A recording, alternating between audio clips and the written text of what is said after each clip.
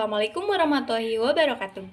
Halo guys, perkenalkan nama saya Adinda Desyani Habibah dari Universitas Kiai Haji Abdurrahman Wahid Pekalongan, UIN Gusdur, Fakultas Tarbiyah dan Ilmu Keguruan dari Program Studi Tadris Bahasa Inggris.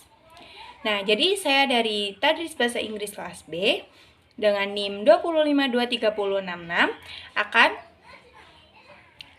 akan membuat tugas UTS mata kuliah Harmonisasi Sains dan Agama. Jadi, guru sekolah atau pendidik, guru sekolah menengah atas atau SMA memiliki peranan penting dalam menguasai harmonisasi sains dan agama. Karena apa? Nah, karena membantu mereka dengan mengintegrasikan pengetahuan akademik dengan nilai-nilai religius. Seperti yang pertama ada memperbaiki pemahaman. Jadi guru atau pengajar, guru SMA wajib menguasai atau mengetahui atau mempelajari atau menguasai harmonisasi agama dan sains. Karena untuk mengerti harmonisasi antara sains dan agama dapat memberikan pemahaman yang lebih luas dan mendalam kepada murid-muridnya. Jadi kita perlu mengetahui harmonisasi agama dan sains ini, sains dan agama itu karena untuk siswa-siswa kita, untuk murid-murid kita, mereka harus tahu tentang hubungan antara ilmu pengetahuan modern dan tradisional.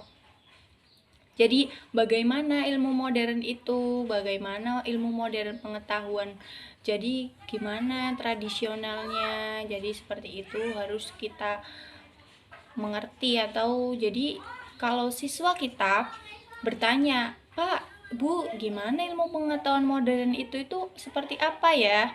Terus tradisional itu yang seperti apa?" Jadi kita tahu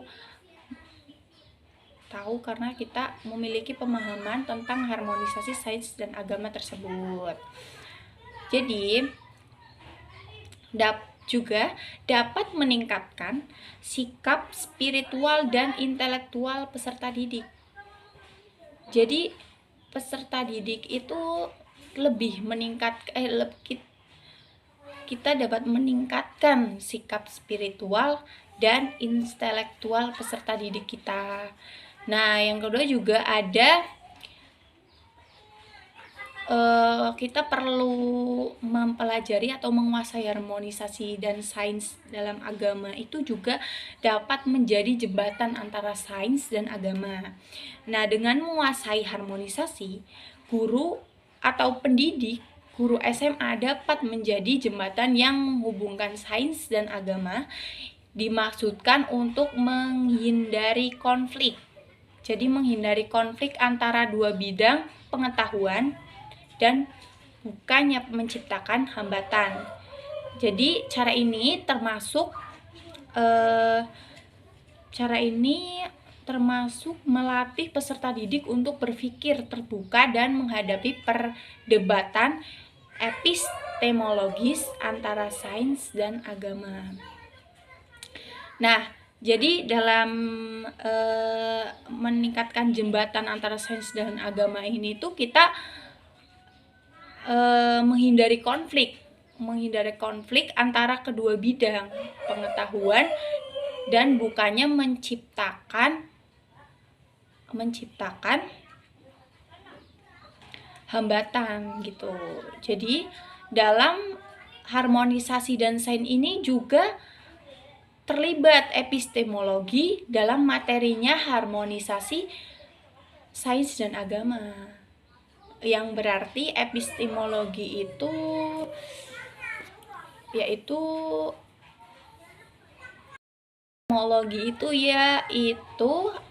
definisi epistemologi itu dalam konteks filsafat. Jadi epistemologi atau filsafat pengetahuan merupakan sebuah cabang filsafat yang sama tuanya dengan filsafat itu sendiri. Nah, sebagai sebuah bagian dari filsafat, epistemologi tidak dapat dipisahkan dari filsafat. Jadi kayak bertentangan ini, epistemologi sama filsafat itu bertentangan. Kayak apa ya? Namanya tuh kayak bersaudara gitu ya berarti. Terus menurut George, epistemologi didasarkan atas dua pernyataan utama, yaitu apa itu pengetahuan dan apa yang dapat diketahui. Epistemologi secara etimologi berasal dari kata epistem yang berarti pengetahuan dan logos yang berarti ilmu. Kalau nggak salah ilmu. Iya benar. Pengetahuan dan ilmu. Jadi epistemologi merupakan cabang filsafat yang membahas tentang dasar sumber objek, struktur, metode, dan validitas pengetahuan. Epistemologi juga berarti kajian tentang filosofis tentang pengetahuan yang meliputi sifat pengetahuan seperti nature of knowledge, syarat pengetahuan seperti requirements of knowledge, dan batasan-batasan pengetahuan yaitu limitations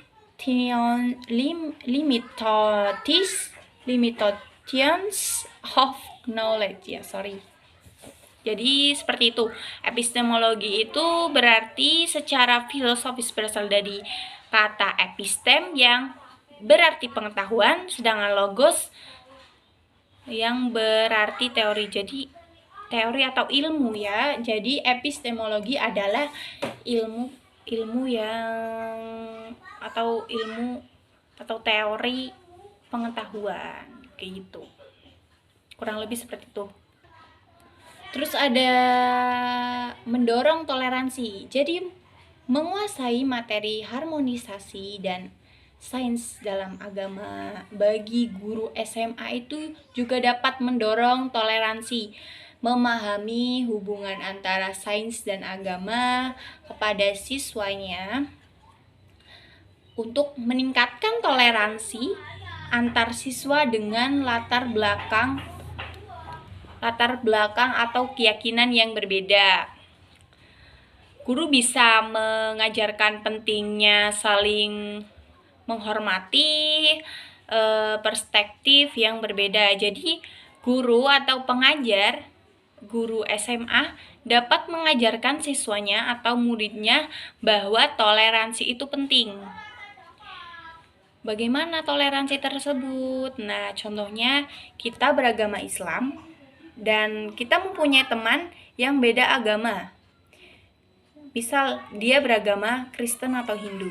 Nah, kita juga harus bertoleransi atau menghargai sesama agama begitu. Terus yang ketiga ada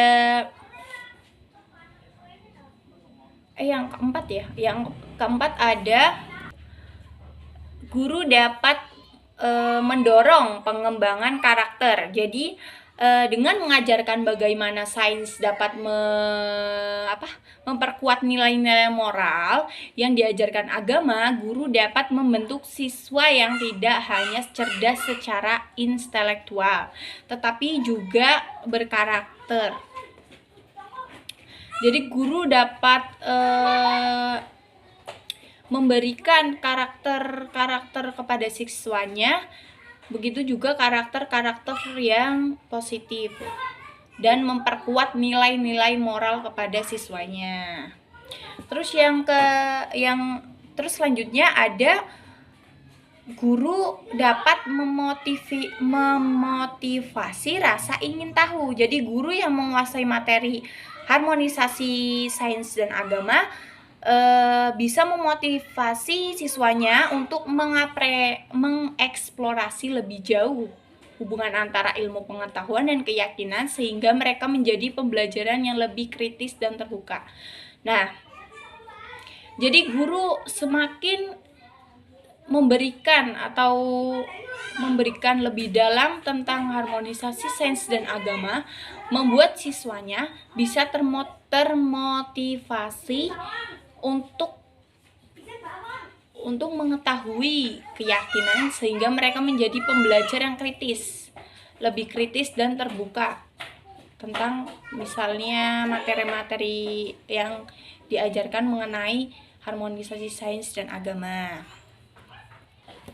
Kemudian guru SMA harus bisa mengimplementasikan konsep operasional. Jadi guru SMA harus mampu mengimplementasikan konsep harmonisasi ilmu dalam perangkat pembelajaran seperti kurikulum, modul, silabus, dan media pembelajaran. Hal ini memerlukan pemahaman yang kuat tentang bagaimana mengintegrasikan ilmu umum dengan ilmu agama tanpa menghilangkan identitas masing-masing. Nah, jadi kita sebagai guru atau guru SMA perlu mengoperasionalkan seperti kurikulum, modul, silabus itu dengan harmonisasi sains dengan melibatkan bagaimana agama dan ilmu itu sendiri. Jadi bisa, tapi tidak menghilangkan identitasnya masing-masing begitu. Nah, ya terus selanjutnya juga guru harus menguasai materi atau pembelajaran tentang harmonisasi agama dan sains untuk strategi pedagogis. Dengan menguasai harmonisasi, guru dapat menentukan bahwa ajar merumuskan silabus dan menggunakan model pembelajaran yang efektif. Contohnya model STIM, STEAM, SCARE, Teknologi, Engineering, the Management yang ditambahkan dengan religius dapat membantu mengintegrasikan sains dan agama dalam pembelajaran. Nah, jadi guru harus bisa memasukkan atau menentukan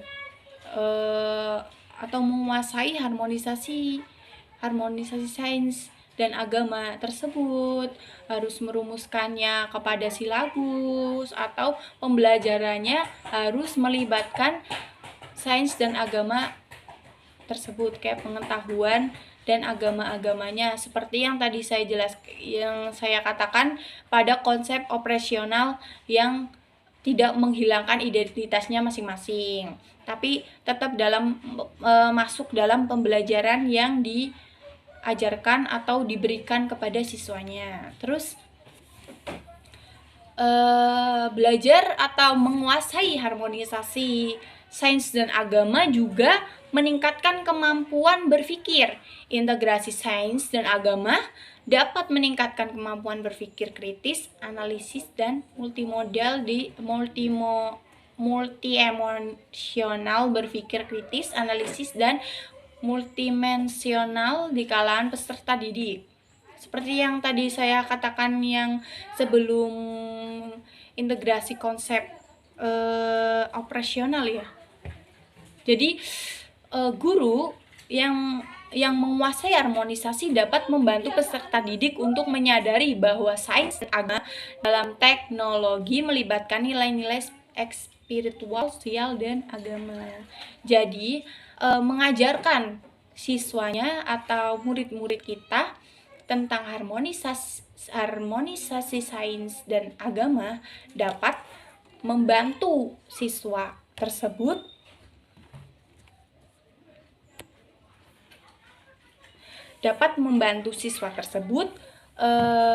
bisa berpikir kritis, bisa mengembangkan cara berpikirnya siswa tersebut. Terus ada contoh implementasi tentang menguasai harmonisasi agama dan sains, yaitu sekolah yang sukses mengintegrasikan sains dan agama dalam kurikulum 2013. Kurtila strategi ini membantu meningkatkan pemahaman peserta didik tentang materi yang disampaikan serta meningkatkan peradaban manusia secara keseluruhan. Nah, jadi itu harmonisasi sains dan agama itu sangat penting dipelajari oleh siswa-siswa sekarang untuk masa depan atau peradaban manusia yang akan mendatang. Jadi kita tahu bagaimana harmonisasi sains dan agama itu gimana, konsepnya gimana, dasarnya gimana, komponennya gimana, dinamikanya gimana. Apalagi dalam harmonisasi agama dan sains itu masuk materi, yaitu yang saya pelajari di semester 3 ini, tentang mata kuliah harmonisasi sains dan agama ini, itu tentang epistemologi yang tadi saya sebutkan, epistemologi, dan saya jelaskan mengenai epistemologi itu pengetahuan ilmu. Jadi kita perlu tahu harmonisasi sains itu sepenting apa, kita harus mengetahuinya. Kok epistemologi itu masuk ke situ, terus harmonisasi sains kok bisa dengan agama, tapi kita tidak menghilangkan identitasnya masing-masing dalam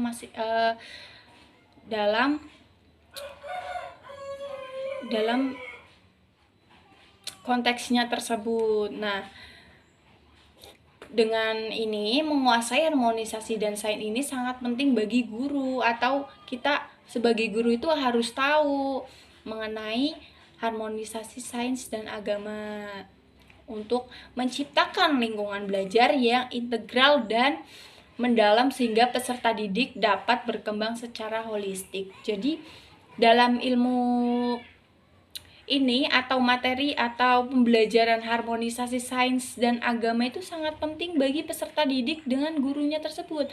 Nah, guru juga perlu mengetahui mengenai harmonisasi sains dan agama, karena guru bisa mengajarkan kepada siswa-siswanya atau bibit-bibit yang akan menjadi penerus kita. Harus tahu bagaimana pengetahuan itu sangat penting. Nah, kita kan tidak selalu tidak selalu memberikan materi satu kepada hanya satu angkatan. Kita tuh punya bibit-bibit yang banyak dan harus mengetahui apa itu harmonisasi sains dan agama dari bibit-bibit bawah untuk menjadi penerus-penerus kita yang berpikir kritis. Jadi seperti itu.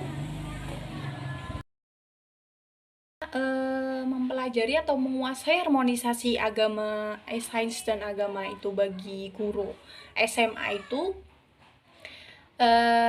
seperti yang saya jelaskan yang tadi di atas itu, mendorong menjembatani, beda tapi ini menjembatani perbedaan perspektif. Jadi guru atau pengajar dapat membantu siswa yang merasa adanya ketegangan antara sains dan keyakinan agama dengan menunjukkan bahwa pendekatan harmonis untuk mengintegrasikan keduanya. Jadi ketegangan antara sains dan keyakinan agama menunjukkan bahwa pendekatan harmonis itu mengintegrasi keduanya. Jadi seperti itu. Terus selanjutnya juga guru atau pengajar yang menguasai harmonisasi agama dan sains juga dapat mendorong pengembangan karakter. Nah, jadi mendorong perkembangan karakter siswanya dengan mengajarkan bagaimana sains dapat memperkuat nilai-nilai moral yang diajarkan agama. Guru dapat membentuk siswa yang tidak hanya cerdas secara intelektual, tetapi juga karakter. Nah, jadi guru mengajarkan nilai-nilai moral kepada siswanya itu kan wajib. Nah, dalam menguasai materi harmonisasi sains dan agama, kita sebagai guru itu dapat memperkuat nilai-nilai moral. Jadi semakin kita meningkatkan atau memperkuat nilai-nilai moral kita dapat membaginya atau memberikannya kepada siswa-siswa kita memberikan kepada siswa-siswa tersebut. Jadi kita mengajarkan nilai-nilai moral menurut agama gimana, menurut nilai-nilai moral yang diajarkan agama gimana, yang diajarkan oleh seperti Pancasila itu gimana. Kita juga bisa mengajarkan tentang Pancasila. Yang pertama juga jika kita masuk kepada Pancasila, yang pertama ada ketuhanan yang Maha Esa. Nah, kita juga masuk pada harmonisasi sains dan agama. Karena harmonisasi sains dan agama, karena apa? Karena kepada Tuhan kita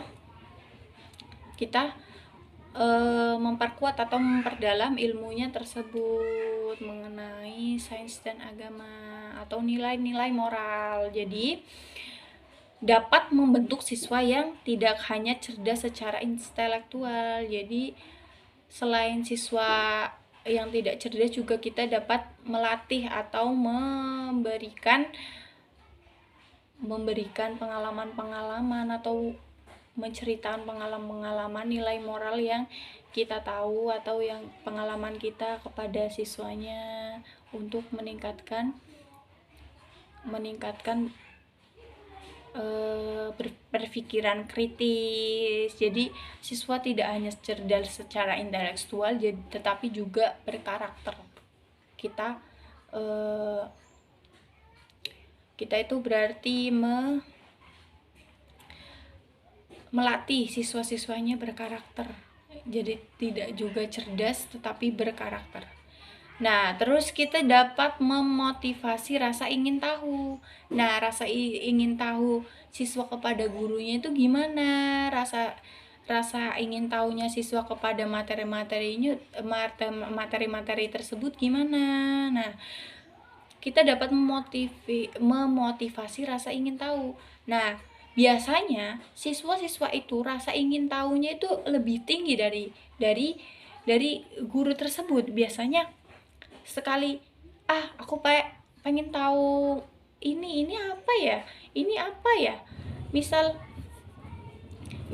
kita memberikan tugas mengenai pengalaman atau apa, terus menemukan kata yang perlu kita tahu. Jadi kita sebagai siswa juga bisa bertanya kepada gurunya, "Ibu, Bapak, ini maksudnya apa?" Karena rasa ingin tahu siswa itu lebih besar daripada rasa ingin tahu kita. Tetapi kita harus juga tahu jawaban yang siswa itu tanyakan. Jadi, guru yang menguasai materi ini bisa memotivasi siswa untuk mengeksplorasi lebih jauh hubungan ilmu pengetahuan dan keyakinan sehingga mereka menjadi pembelajar yang lebih kritis dan terbuka. Seperti yang tadi saya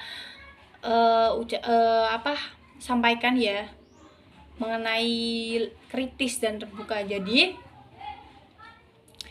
mereka sebagai pembelajar akan lebih kritis untuk mengeksplorasi lebih jauh hubungan antara ilmu pengetahuan dan keyakinan. Jadi, menurut ilmu pengetahuan ini, apakah ada keyakinan ini? Nah, jadi menurut biasanya tuh siswa itu rasa ingin tahunya itu kan gede ya. Jadi tanya, "Pak, ini tuh pengetahuan ini tuh apa hubungannya sih sama keyakinan yang ini?" Nah, jadi gitu. Kita tuh harus tahu jawabannya juga. Semakin siswanya banyak atau mengembangkan rasa ingin tahunya, semakin siswa itu berpikir kritis, lebih ingin tahu sesuatu ini, lebih banyak aktif juga, aktif dalam kelas atau aktif bertanya atau aktif dalam feedback pengetahuan atau materi yang sedang dijelaskan mengenai harmonisasi sains dan agama.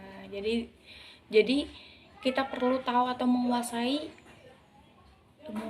materi tersebut agar bisa menjawab pertanyaan siswanya, pertanyaan yang lebih kritis dan jawaban juga yang lebih kritis dan mudah dipahami dan mudah diserap oleh pengetahuan kita atau kemampuan kita.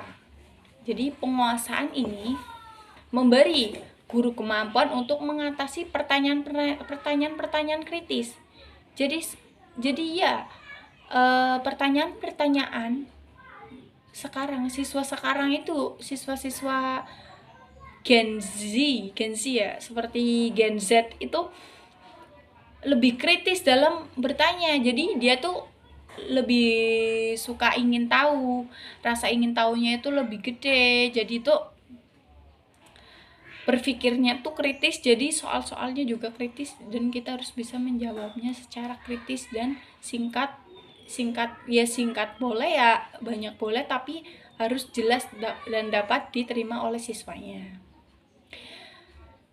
Nah, dengan cara ini tuh kita dapat membangun dan menggabungkan fakta-fakta ilmiah dan nilai spiritual. Jadi fakta-fakta ilmiah itu seperti yang kita jelaskan kepada siswa tersebut itu harus mengandung fakta atau ada bukti yang kita jelaskan kepada siswa tersebut agar siswa tersebut dapat menerima atau percaya bahwa yang kita